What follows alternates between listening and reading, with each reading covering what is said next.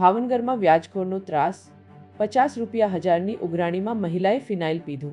ભાવનગર શહેરના બોરતળાવ મફતનગર વિસ્તારમાં વ્યાજખોરના ત્રાસથી મહિલાએ આત્મહત્યાનો પ્રયાસ કર્યો હોવાનો મામલો સામે આવ્યો છે। ફરિયાદ મુજબ બોરતળાવ મફતનગર ખોડિયાર ચોક પાસે રહેતી અનિતાબેન નિર્દેશભાઈ ચૌહાણે બાજુમાં રહેતા હતા। પાંચાભાઈ અને તેમની પત્ની પારસબેન પાસેથી 9 મહિના પહેલા 50,000 રૂપિયા ઉછીના લીધા હતા, જેના બદલામાં દર મહિને 5,000 રૂપિયા વ્યાજ ચૂકવતી હતી।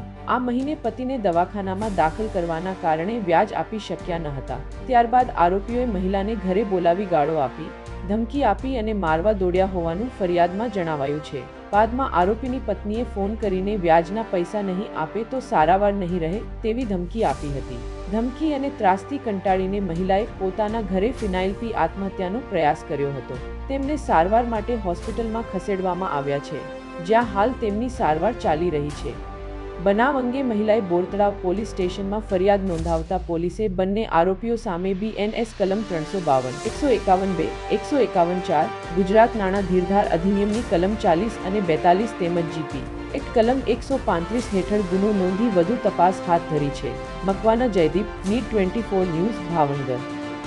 પૂરા સમાચાર જોવા માટે NEET 24 ન્યૂઝને સબસ્ક્રાઇબ કરો।